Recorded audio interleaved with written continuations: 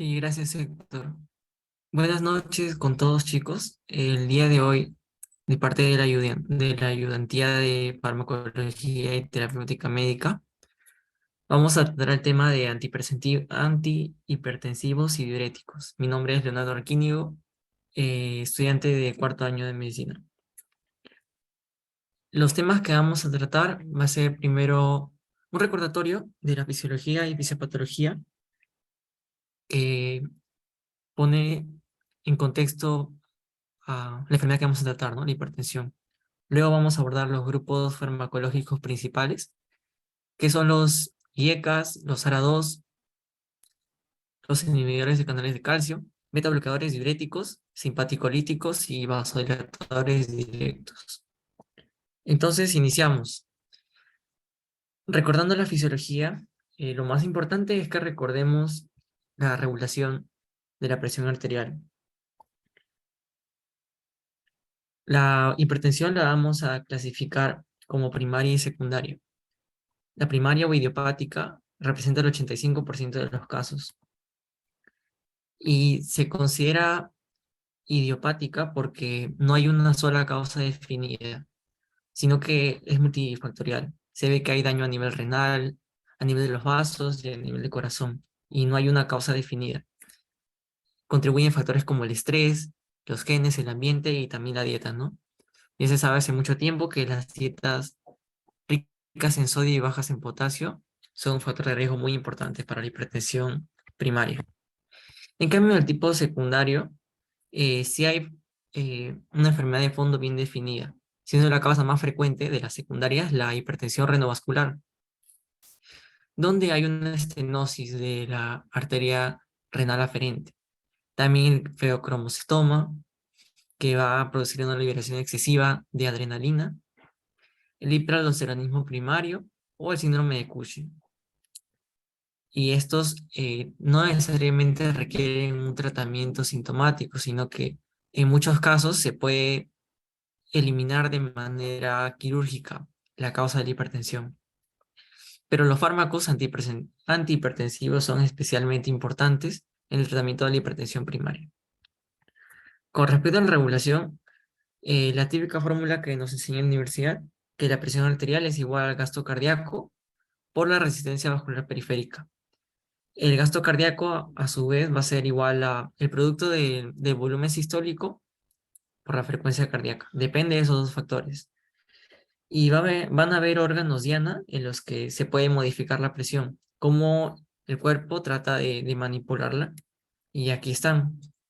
El gasto cardíaco se modifica mediante las venas, el riñón y el corazón. ¿Por qué las venas? Porque las venas también son llamadas vasos de capacitancia, porque pueden acumular un gran volumen de sangre.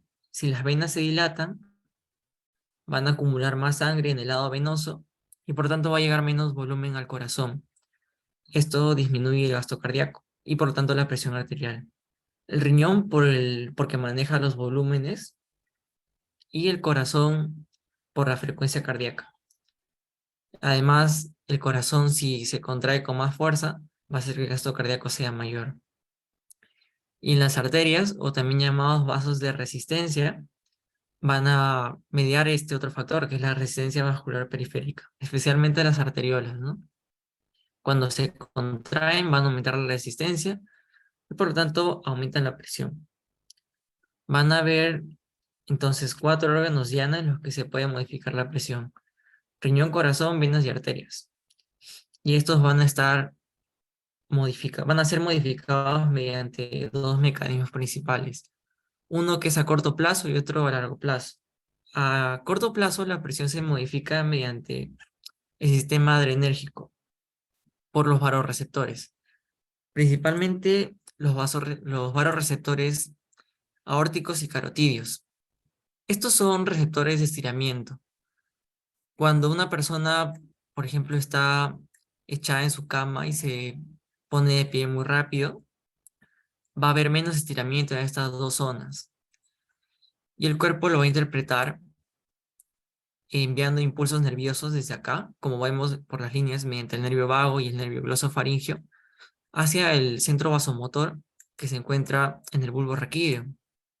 La función normal de estas neuronas, cuando hay estiramiento normal en estas zonas, es inhibir el centro vasomotor, es decir, hace que el impulso simpático que sale del bulbo raquídeo sea menor. Y cuando no se distienden de manera adecuada, ya no van a mandar tantas señales nerviosas y por lo tanto va a estar desinhibido el centro vasomotor. Si vemos que una persona está con una hemorragia severa, por ejemplo, no va a haber estiramiento ni acá en el callado órtico ni en la bifurcación carotidia. Entonces vamos a tener como resultado que va a estar desinhibido el centro vasomotor, lo que va a resultar en un aumento de la presión. ¿Cómo? Porque el estímulo simpático va a tener receptores en el corazón que van a hacer que aumente la frecuencia cardíaca, también que aumente la contractilidad y sobre los vasos, por los receptores alfa, va a hacer que se contraigan, aumentando así la frecuencia cardíaca, perdón, aumentando así la resistencia vascular periférica y por lo tanto la presión. Se dice que es un control a corto plazo porque es muy rápido, es para el control de horas a días. Por ejemplo, si una persona está deshidratada porque ha hecho mucho ejercicio o porque ha perdido sangre por una hemorragia, lo más rápido es actuar mediante el sistema simpático. En cambio, el control que va de horas a días está mediado por los riñones, que es el control a largo plazo. No, el principal sistema es el sistema renina-angiotensina-aldosterona. Ah, vemos que este sistema va a interactuar desde una sustancia liberada por el hígado, que es el angiotensinógeno.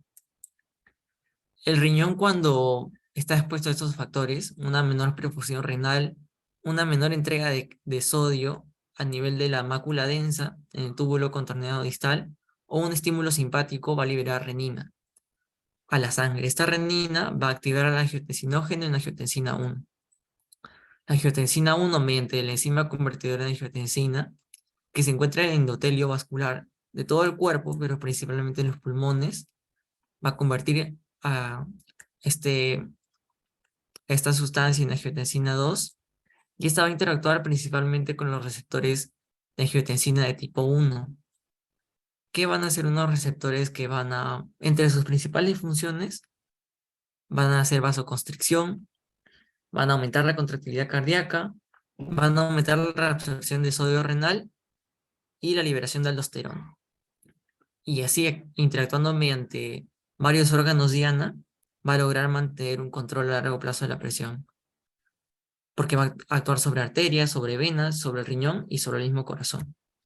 En cambio, en el caso del control a corto plazo, principalmente es a nivel de corazón y de vasos sanguíneos. Otras cosas que debemos recordar es los receptores adrenérgicos. ¿Dónde están ubicados? Los receptores alfa 1 están ubicados en el músculo liso vascular, tanto de arterias como de venas, y su activación va a causar la contracción de estos. Los receptores alfa 2 están en el sistema nervioso central y van a actuar como neurotransmisores. No tienen una implicancia directa sobre el manejo de la presión. Los receptores beta 1 se encuentran en los miocitos y en las células marcapaso cardíacas, teniendo así, cuando actúan sobre los miocitos, un estímulo para aumentar la contractilidad miocárdica, o sea, un estímulo inotrópico, y sobre las células marcapasos, un estímulo cronotrópico, ¿no? Aumentando la frecuencia cardíaca. Los receptores beta 2 están en el músculo liso bronquial y también en el músculo esquelético. En los vasos del músculo esquelético, si se activan, hacen vasodilatación, y en el músculo liso bronquial también hacen, en este caso, broncodilatación.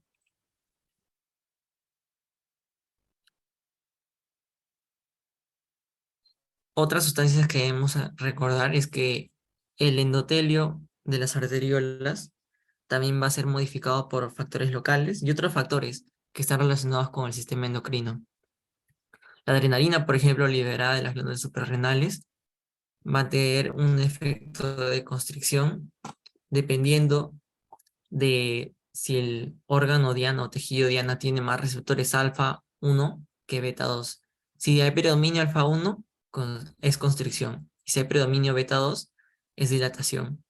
Por eso podemos ver que si una persona hace mucho ejercicio, por ejemplo, y se libera adrenalina en su cuerpo, eh, los vasos de la piel van a constreñirse, pero en otros tejidos donde abundan los receptores betados, va a haber vasodilatación, como por ejemplo en los vasos del corazón, las arterias coronarias se dilatan, también se dilatan las arterias pertenecientes al sistema nervioso central, porque esos tejidos no pueden tener un menor flujo sanguíneo. La serotonina, la histamina, que se liberan en casos de inflamación o en shock, por ejemplo, también son sustancias. La histamina vasodilata y la serotonina hace vasoconstricción. La angiotensina 2 ya vimos que es un factor de vasoconstricción. El péptido natriurético auricular, liberado por el corazón, también por la extensión que se genera en las aurículas, es vasodilatador. Y mediadores locales, ¿no? La endotelina 1 es un importante factor de vasoconstricción y el óxido nítrico de vasodilatación. Ahora, ya sabiendo que hay 4 órganos diana, venas, arterias, corazón y riñón, los fármacos que se van a utilizar para el tratamiento de la hipertensión van a actuar en alguno de estos órganos y principalmente mediante uno de los dos sistemas, ¿no? El sistema de corto plazo o de largo plazo. El de corto plazo mediado por el sistema simpático y el de largo plazo por el sistema endocrino renal. Entonces, la hipertensión va a generarse porque los mecanismos regulatorios están configurados a un nivel más alto de presión arterial normal, por así decirlo. Eh, Cuando al riñón llega una cantidad de sodio que le indica que la presión está en 120/80 en una persona normal, en una persona con hipertensión, su rango normal de hipertensión va a estar en rangos mayores y su cuerpo va a generar mecanismos compensatorios para que se mantenga en ese rango que ya ha sido sobrepasado, ¿no? También otro factor importante es el daño endotelial. Por eso la gente que fuma mucho tiempo o que tiene alguna enfermedad reumatológica como la artritis reumatoide también desarrolla hipertensión. Y las consecuencias que trae son aterosclerosis, hipertrofia del ventrículo izquierdo, enfermedad renal crónica u otros tipos de daño a órgano blanco. Algo que tenemos que tener en cuenta es cuándo iniciar una terapia farmacológica en un paciente con hipertensión, ya sabiendo que las primeras medidas siempre son no farmacológicas, como una modificación en la dieta, el ejercicio, el menor consumo de sal. Se inicia terapia farmacológica cuando la persona hipertensa tiene un riesgo cardiovascular bajo, que se mide mediante scores, como el score de Framingham. Cuando una persona con riesgo cardiovascular bajo no logra sus objetivos de presión en el rango de 3 a 6 meses después de iniciadas las medidas no farmacológicas. Ese es uno de los casos. El otro es cuando la primera medida, la medida diagnóstica de presión, es superior a 160 en la sistólica o mayor a 100 en la diastólica. O cuando la persona hipertensa tiene un riesgo cardiovascular moderado o superior. ¿Por qué? Porque tiene muchas comorbilidades, como puede ser tabaquismo, edad avanzada o dislipidemias. Vamos a clasificar a los fármacos en estos grupos de acuerdo a su mecanismo de acción en diuréticos, simpático-líticos, bloqueadores de la acción de angiotensina y los vasodilatadores directos. Hay algunos fármacos que se consideran como primera línea, es decir, que vamos a poder usarlos de manera individual y van a tener un efecto beneficioso suficiente para poder mantener los rangos de presión en una persona que ha sido diagnosticada. Ellos son los inhibidores de la enzima convertidora de angiotensina, los inhibidores del receptor de angiotensina 2, como el losartán, los bloqueadores de canales de calcio, pero no todos, sino los que pertenecen al grupo de las dihidropiridonas, como ejemplo el amlodipino y el nifedipino. No van a ser todos porque hay algunos de este grupo que tienen efectos sobre el corazón y si los usamos solamente para tratar la hipertensión, vamos a poder poner a la persona en mayor riesgo de que le dé alguna arritmia. Por eso no están recomendados para la hipertensión ni el verapamilo ni el diltiazem, al menos de manera inicial no. Y diuréticos tiazídicos, el ejemplo más clásico es la hidroclorotiazida. Entonces ya sabemos que iniciamos siempre, tratamos de iniciar como terapia, porque también así hay menor toxicidad y menor riesgo de que el control sea inadecuado y haya una hipotensión severa.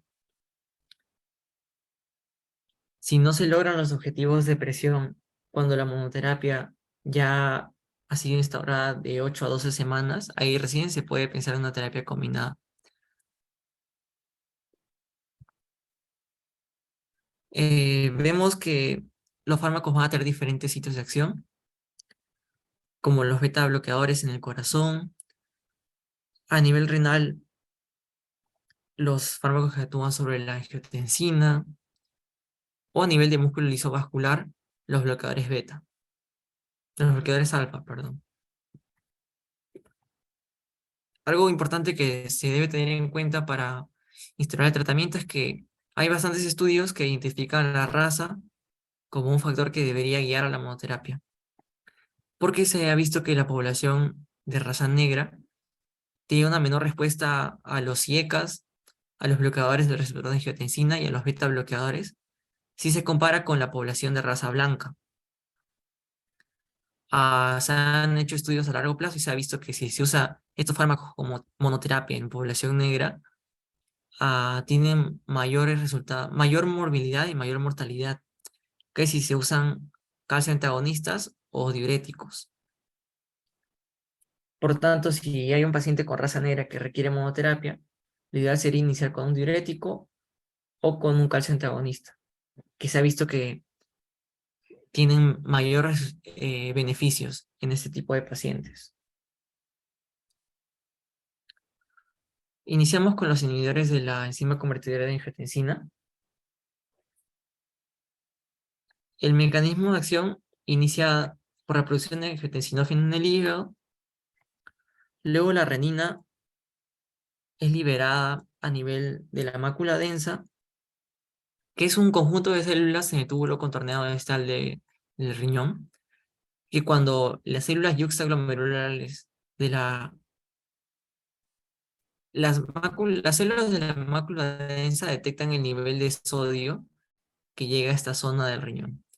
Si ven que es insuficiente, van a estimular a las células yuxtaglomerulares a liberar renina a la sangre.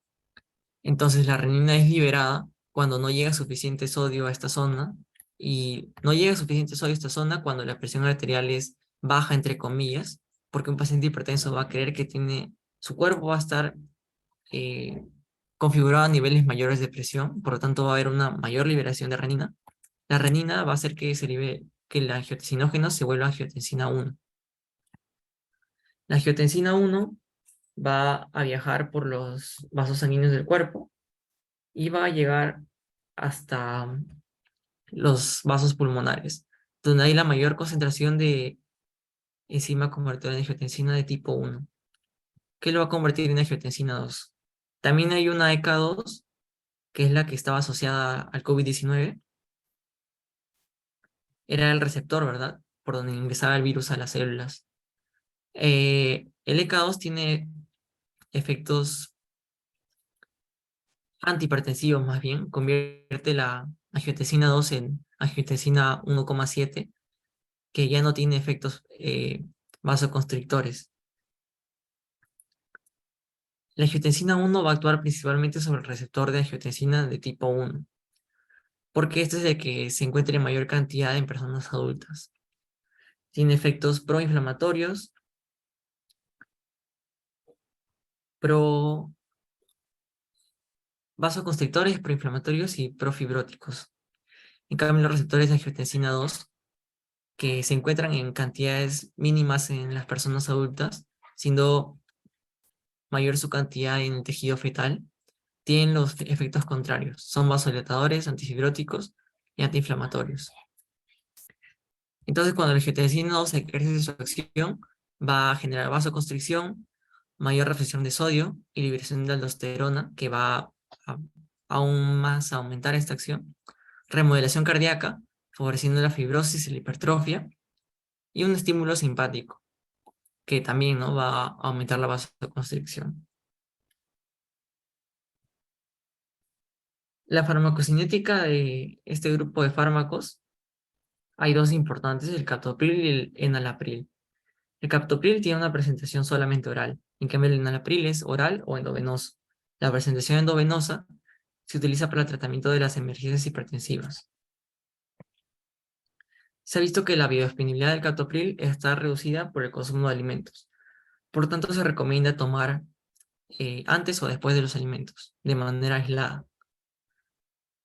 Tienen baja unión a proteínas plasmáticas, por lo tanto, no se va a ver afectada su distribución si la persona tiene baja albúmina, por ejemplo, ¿no?, si estamos hablando de una persona con cirrosis. El metabolismo, lo importante a recordar acá es que el enalapril es un profármaco y requiere de conversión hepática para convertirse en su forma activa y que ejerza acción farmacológica. La excreción de ambos va a ser por vía renal y se debe reducir la dosis cuando la tasa de infiltración glomerular es menor a 50, porque si no, no se va a poder mantener el control de la presión y puede llegar a causar hipotensión excesiva. Con respecto a los inhibidores del receptor de angiotensina,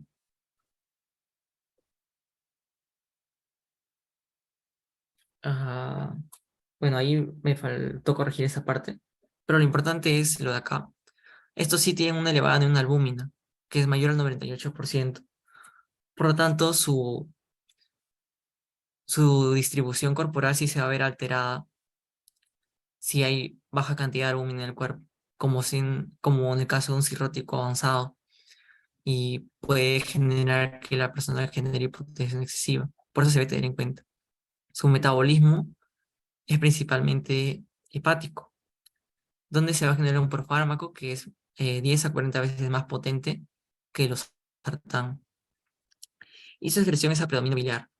Por lo tanto, no requiere un ajuste si la persona tiene insuficiencia renal, pero sí se debe tener en consideración su uso si la persona tiene insuficiencia hepática, porque la eliminación va a estar comprometida. El mecanismo de acción, por si no quedó claro, es el mismo para ambos fármacos.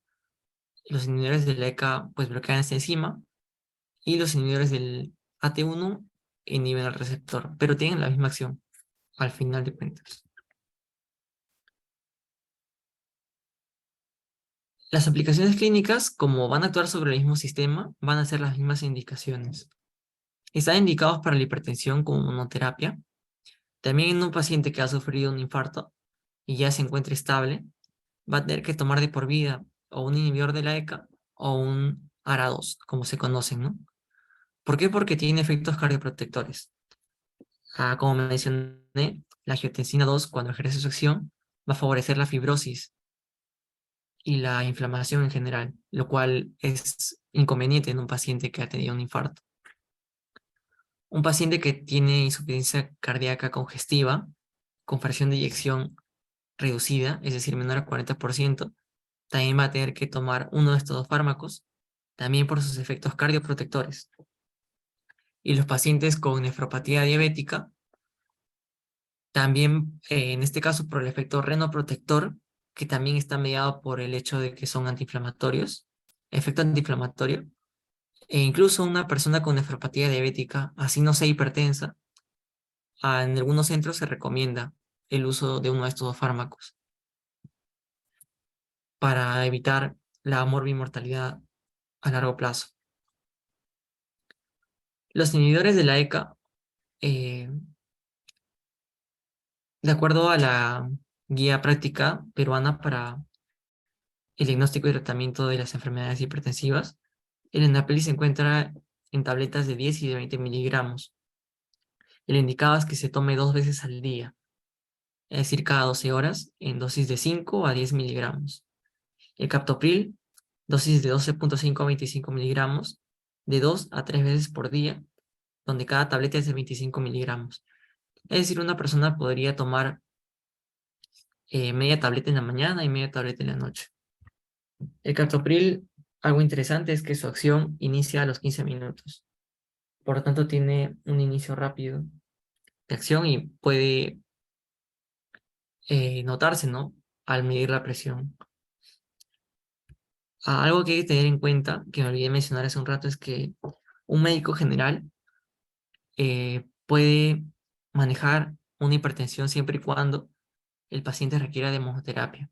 Si el paciente ya no ha logrado sus objetivos de presión en 8 o 12 semanas y requiere una terapia combinada, ahí sí tiene que pasar al manejo de un especialista.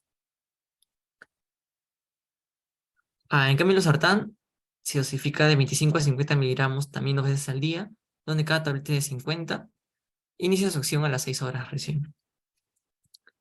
Los efectos adversos también los van a compartir a ambos. Va a ser la hipercalemia y el aumento de la creatinina.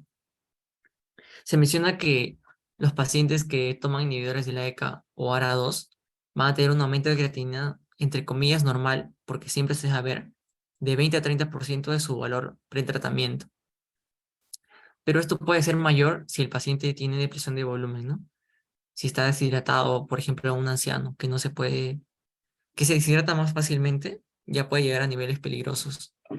Y esto es porque la arteriola deferente, si inhibimos la acción de la angiotensina, va a vasodilatarse y esto va a hacer que se filtre menos, ¿ya? Pero no es un efecto muy importante si el paciente está sano, pero sí se tiene que tener en cuenta para no interpretar ese aumento de la creatinina como enfermedad, sino como un efecto del fármaco. Y también pueden causar hipercalemia, es decir, aumento del potasio sérico, por su efecto sobre la aldosterona, ¿no? Al liberar menor aldosterona, va a haber menores pérdidas de potasio a nivel del túbulo colector. Los inhibidores del ECA, un efecto común muy frecuente es la tos seca. Hasta un 20% de los pacientes la va a presentar. Y el efecto adverso más grave es el angioedema, que va a ser mayor en pacientes de raza negra y si están tomando un tratamiento concomitante con inhibidores de DDP4, que son unos fármacos antidiabéticos. Por tanto, se debe tener en cuenta esos dos grupos de pacientes. En ellos lo recomendable sería, para evitar este efecto adverso, utilizar un ARA2 como el losartán. Ambos van a estar contraindicados en el embarazo porque atraviesan la barrera hematoplacentaria y tienen efectos teratogénicos. No están indicados en ningún trimestre del embarazo porque en todos tiene efectos dañinos sobre la salud del feto. También está contraindicado en mujeres en edad fértil que tienen intenciones reproductivas. Cuando ya hay una hipercalemia instaurada o cuando hay estenosis bilateral de la arteria renal, porque va a tener efectos vasoconstrictores, ¿no? Que no van a ser bien manejados por este grupo de pacientes. El siguiente grupo es los inhibidores de canales de calcio, donde vamos a ver primero su mecanismo de acción. Sea músculo liso vascular, músculo cardíaco o músculo esquelético, siempre el calcio va a estar involucrado en la contracción. Y si hay un bloqueador de canales de calcio, a final de cuentas va a hacer que haya menor unión actina-miosina y genere una menor contracción y por lo tanto haga vasodilatación.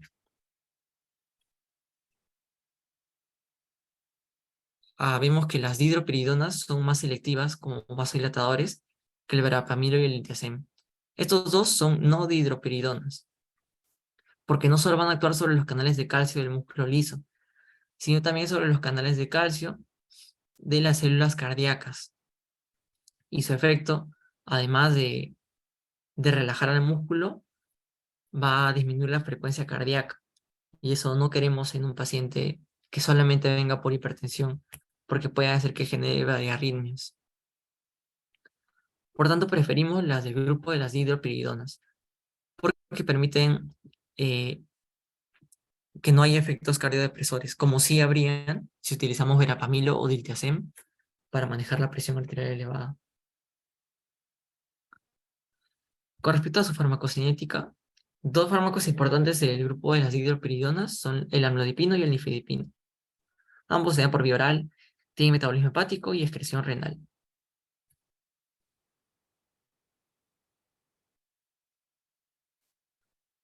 Y con respecto a los beta bloqueadores, ya vimos que los receptores beta 1 son los que están en el corazón y su actividad va a causar aumento de la frecuencia cardíaca y también aumento de la contracción, ¿no? Dependiendo de en qué tipo de células estén los receptores. Si es un bloqueo beta no selectivo, es decir, sobre receptores beta 1 y beta 2, el fármaco del que estamos hablando es propranolol. Fármacos que solo bloquean el receptor beta 1 son el metoprolol, el bisoprolol o el atenolol. Y un bloqueo combinado beta y alfa, hay otros como el carvedilol y el abetanol.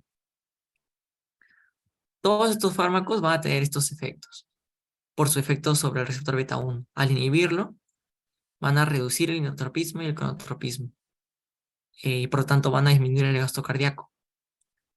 Y también menor síntesis de renina, porque en el riñón hay receptores beta 1, que cuando se activan, estimulan también la síntesis de renina y por lo tanto el sistema renina-angiotensina-aldosterona va a estar estimulado.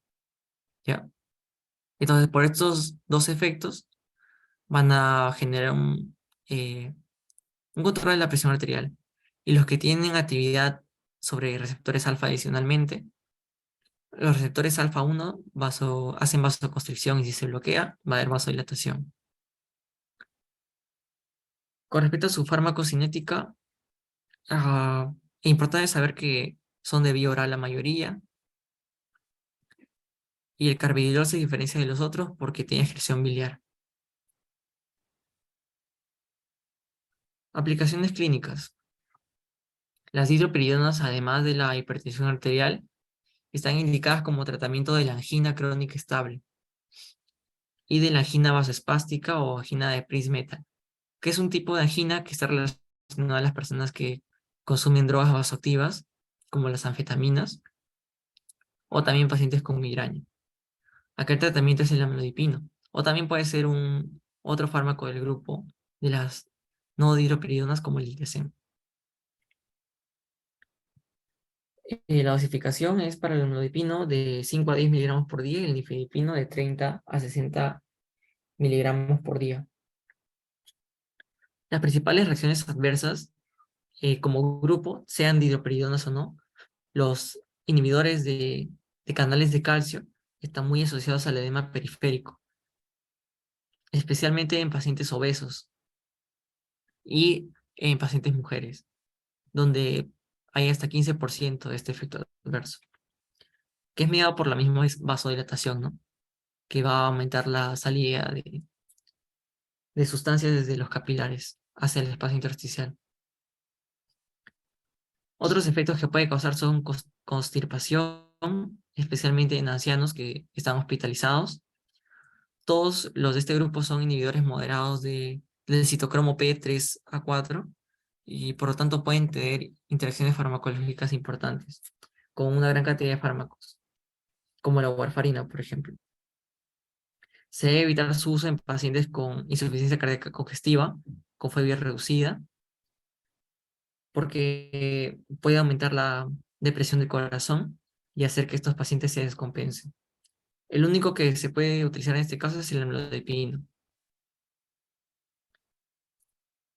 Y en el caso de los beta bloqueadores, tienen otras indicaciones además de la hipertensión. También se ven en todos los pacientes postinfarto, en pacientes con taquiarritmias o en angina crónica estable.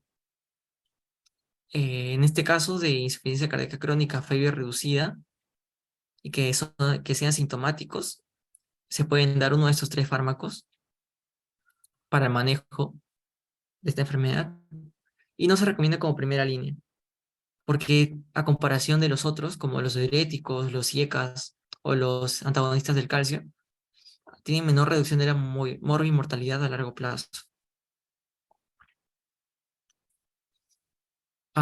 Ya vamos viendo que dependiendo de la comorbilidad que tengan los pacientes, se puede elegir entre uno u otro fármaco, ¿no? Si es un paciente hipertenso y que además tiene angina crónica, yo optaría por darle un antagonista del calcio o un beta bloqueador como primera línea de tratamiento. Las reacciones adversas más importantes son la broncoconstricción, porque el propranolol actúa sobre los receptores beta 2 en los pulmones, en los bronquios, y al bloquearlos va a hacer que disminuya el efecto de broncodilatación, ¿ya? Por lo tanto, es importante tener eso en consideración si se va a dar en un paciente con asma o con EPOC. Enfermedad vascular periférica, porque bloquean los receptores beta 2, que ya mencioné que tiene un efecto vasodilatador en los vasos de los músculos. Por lo tanto, ese sería otro factor a tener en cuenta, ¿no? Porque en ese grupo de pacientes puede empeorar la enfermedad y llegar a causar una trombosis arterial, por ejemplo. También puede causar o enmascarar la hipoglucemia, porque tiene un efecto sobre... También tienen receptores beta 1, las células hepáticas, y cuando se dan ese grupo de fármacos, inhiben la gluconeogénesis. Además de que tiene otros efectos a nivel del sistema nervioso central, como que van a generar un poco de letargia, pueden enmascarar una hipoglucemia, ¿no? Que se caracteriza por temblores, por irritabilidad o palpitaciones. Y como este fármaco es cardiodepresor, no se van a ver esas palpitaciones y tampoco se va a ver esa irritabilidad y puede ser grave, ¿no? Puede llegar a una hipoglucemia grave que resulte en coma. Eso es especialmente que se debe tener en consideración en pacientes ancianos. Contraindicado en pacientes con asma, con EPOC o con bloqueos auriculoventriculares de segundo o de tercer grado. No se deben combinar con verapamilo o con diltiazem porque van a aumentar el riesgo de ver arritmias, porque ambos grupos tienen efectos cardiodepresores. Los diuréticos, en este caso vamos a hablar de las tiazidas, que son los que se utilizan como monoterapia en la hipertensión. Van a actuar van a actuar a nivel del túbulo contorneado distal, inhibiendo la bomba de sodio-cloro. Entonces van a hacer que tanto el sodio como el cloro se acumulen en la luz, de, o sea, en el filtrado de orina, haciendo que se reabsorba menos agua, ¿no? Junto a eso, porque siempre que se reabsorbe sodio, se reabsorbe agua. Si no se reabsorbe sodio, se va a perder más agua por la orina. La orina va a estar más diluida, a final de cuentas. Además, tiene efectos adicionales como la mayor absorción de calcio. ¿Por qué? Porque principalmente si disminuye el sodio intracelular, acá en esta célula del túbulo contornado distal, vemos que hay un intercambiador de sodio y calcio. Pero si acá dentro de la célula hay poco sodio, va a estimularse la salida de calcio hacia el intersticio, porque el sodio va a estar estimulado en su entrada, ¿no? Porque acá va a haber alta concentración y acá va a haber baja. Entonces, si el sodio entra con fuerza, también sale bastante calcio. Entonces, favorece la reabsorción del calcio. Disminuye la reabsorción de potasio, porque la mayor concentración de sodio que va a haber en la luz va a hacer que más adelante, en el conducto colector, se intercambie más, más sodio hacia adentro y salga potasio, porque hay otro intercambiador en esa zona, ¿ya? Entonces va a haber más salida de potasio y menor reabsorción de magnesio. ¿Por qué? Porque por otros mecanismos va a generar que a nivel de la rama gruesa descendente, si hay menos potasio, va a hacer que se absorba menos magnesio. Puede haber entonces hipomagnesemia, hipocalemia o hipercalcemia. Subir. Ayer no he entrado. Con respecto a la farmacocinética, algo importante a tener en cuenta es que estos fármacos no se filtran en el riñón, sino que se secretan. Hay tres mecanismos, ¿no?, de eliminación renal. Lo que hace el riñón es filtrar, secretar o reabsorber. En este caso, las tiazidas para eliminarse se secretan. Se van a secretar en el túbulo contorneado proximal por el sistema de ácidos orgánicos, que es el mismo sistema que se encarga de eliminar el ácido úrico. Entonces, estos fármacos compiten con el ácido úrico para ser eliminados. Y si el paciente tiene elevadas concentraciones de ácido úrico, va a generar que se acumule, porque va a preferir el cuerpo eliminar a este fármaco, desencadenando así gota, ¿no? Puede ser un factor desencadenante de gota. Con respecto a la hidroclorotiazida, que es de los más usados y es lo que se usa acá en Perú,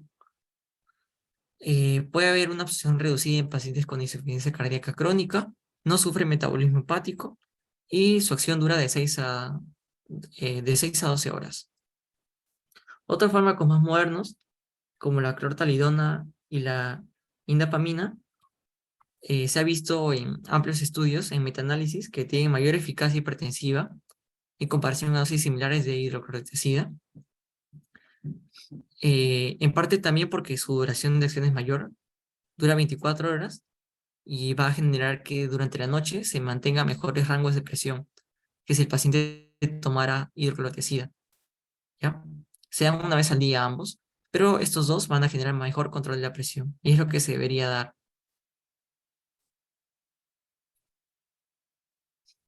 Aplicaciones clínicas, se prefiere usar diuréticos en pacientes que tienen ciertas comorbilidades. Si es un paciente con edema, porque va a final de cuentas, disminuir el volumen intravascular y puede ser favorable para pacientes con edema. En caso de osteoporosis, porque aumenta la reabsorción de calcio. Nefrolitiasis cálcica con hipercalciuria, sí, porque va a aumentar la... va a hacer que se reabsorba más calcio de la orina, ¿no? Esa orina no va a tener tanto calcio y va a ser menos probable que produzca cálculos. En hipertensión, ah, se recomienda clortalidona y indapamina, ya hemos visto eso, porque tienen mejores efectos a largo plazo y está completamente demostrado que son mejores que la hidroclorotiazida. En el edema refractario también se puede utilizar si el paciente que, por ejemplo, ha tenido un síndrome nefrótico y no responde a los diuréticos de asa como la furosemida, se puede dar como adyuvante una tiazida. Pero sí se tiene que tener en cuenta que va a haber mayor riesgo de pérdidas de potasio, ¿no? Y el médico tiene que estar más atento para poder reponer el potasio. Las dosis se dan una vez al día de ambos fármacos, la hidroclorotiazida y la clortalidona. Las tabletas son de 25 y se puede dar media tableta o una tableta al día. Hay efectos adversos que son dependientes de las dosis. Se considera una dosis alta cuando está por encima de 25 miligramos al día. Cuando se usan dosis altas es más probable que cause alteraciones hidroelectrolíticas. Ya hemos visto, ¿no? Puede causar hipopotasemia, hipomagnesemia, hipercalcemia o hiponatremia. Hay factores de riesgo si es que tiene alguna de estas alteraciones de manera previa al tratamiento o si se da un tratamiento concomitante con diuréticos de asa, que también pueden causar cualquiera de estas cosas. También pueden generar gota o desencadenarla porque favorecen la hipercalcemia, la hiperuricemia, por la competencia por el transportador. Y los factores de riesgo son también una dosis mayor a 25 o si hay antecedentes personales o familiares de gota. También generan hiperglucemia porque se ha visto que tienen un pequeño efecto sobre las células, sobre los receptores de potasio en las células beta del páncreas y va a hacer que se despolaricen con más dificultad estas células. Por lo tanto, hay que tener consideración si se va a dar en un paciente diabético. Hiperlipidemia también se ha visto que aumenta el colesterol de 15 a 20%, pero esto se arregla con el tiempo. Hay reacciones idiosincráticas. Este término se refiere a que no son mediadas por alergia, ni tampoco dependen de la dosis. A cualquier dosis pueden causar estos efectos. En este caso, fotosensibilidad. Especialmente cuando se ha dado por más de 5 años, un diurético como la hidroclorotiazida, se ha visto que aumenta la sensibilidad de la piel y la hace más reactiva a la radiación ultravioleta, aumentando así la incidencia de cáncer de piel en el grupo de pacientes que toman una terapia crónica con una tiazida. Está contraindicado en alergia a sulfonamidas. Todas las tiazidas porque en realidad son derivados de las sulfonamidas. Si un paciente tiene alergia a sulfonamidas, como un antibiótico, ¿no? El trimetooprim, sulfamethoxazol, debe tenerse en consideración si se quiere dar una TSIDA, porque puede causar desde un shock anafiláctico a otro tipo de reacciones como anemia hemolítica o síndrome de Steven-Johnson o alguna reacción cutánea. Aquí vemos todos los diuréticos comparten esa estructura química de un lado, tienen un grupo sulfonamida y es por eso que si el paciente es alérgico a las sulfonamidas, no se puede dar este grupo de fármacos para el tratamiento de la hipertensión. Ya para finalizar, otro grupo de fármacos son los bloqueadores alfa 1.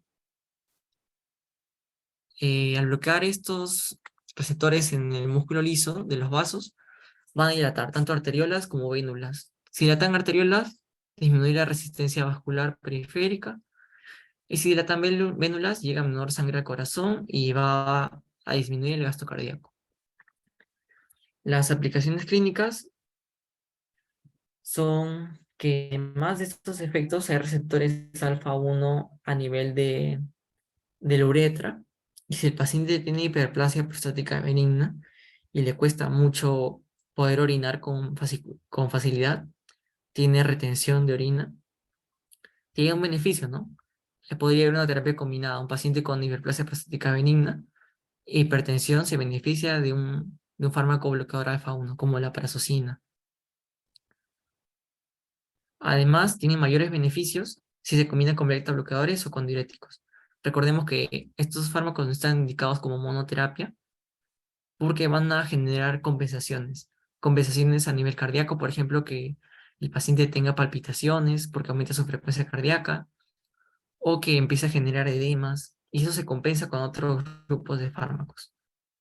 Se considera siempre en segunda línea o tercera línea de tratamiento. Las reacciones adversas más importantes son la hipotensión ortostática, porque al hacer vasodilatación va a generar que se acumule sangre en las venas de la parte inferior del cuerpo. Y si el paciente pasa de estar echado a incorporarse muy rápidamente, va a costarle más que el gasto cardíaco vuelva a la normalidad, ¿no? Toda esa sangre acumulada en las piernas va a demorar más en subir porque las venas están dilatadas. Por eso puede causar hipotensión ortostática. Especialmente se ha visto que esto ocurre tras la primera dosis. Por eso se recomienda que si se va a dar prazosina, por ejemplo, se dé la primera dosis en la noche, antes de que el paciente vaya a dormir, para que no sufra este efecto adverso. Se puede dar de echado de echado a parado o de sentado a parado. También por lo mismo que va a haber menos sangre del lado arterial, porque van a estar vasodilatadas las venas, puede provocar mareos, palpitaciones o cefalea. Pero esto va a ser menos frecuente, no llega ni al 1%. Y para finalizar, los vasodilatadores directos, ya vimos que el óxido nítrico es un importante factor vasodilatador. A final de cuentas, cuando este ingresa al músculo liso, va a generar que la miosina pase a un estado en el que no es una lactina, ¿no? Y por lo tanto disminuye la contracción del músculo liso y resulta en vasodilatación.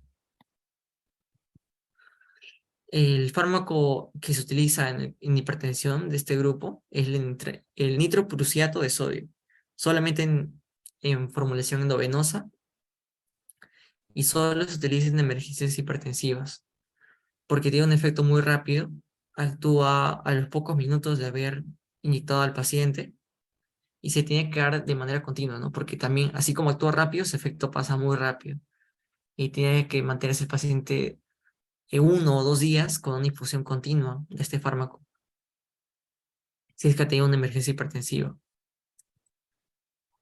Sus reacciones adversas más importantes van a ser la hipotensión excesiva, por eso no se da de manera ambulatoria, solamente se da en pacientes hospitalizados que han ido por una emergencia hipertensiva. Es decir, que su presión ha estado muy elevada, ¿no? Podemos hablar de 180/120 a más, sea una urgencia o una emergencia, ¿no? Si es una emergencia es porque tiene daño órgano blanco. El paciente viene con un ACV hemorrágico o, o con un infarto producto de la hipertensión. Dentro de su formulación, el terprusiato tiene cianuro, y si se dan dosis muy elevadas o por mucho tiempo, puede haber intoxicación por cianuro. Esto se manifiesta por una acidosis metabólica, porque el paciente empieza a tener alteración del estado de conciencia. Por eso, siempre tener cuidado, ¿no? Si se dan más de 48 horas de intercruciato. El, an- el antídoto para la intoxicación por cianuro es la hidrocobalamina, que es un derivado de la vitamina B12, a tener en cuenta también. Y no se recomienda durante el embarazo porque puede generar que en el feto ingresen cantidades dañinas de cianuro, que también van a generar que el feto pueda tener malformaciones. Y bueno, chicos, eso sería todo de mi parte. Muchas gracias.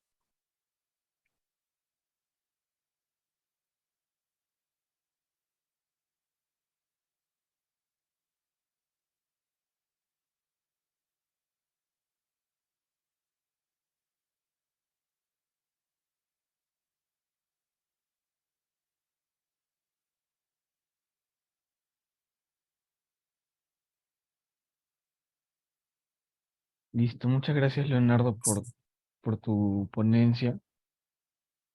En todo caso, creo que podríamos recibir algunas preguntas de los chicos, ¿no? Si es que tienen alguna duda.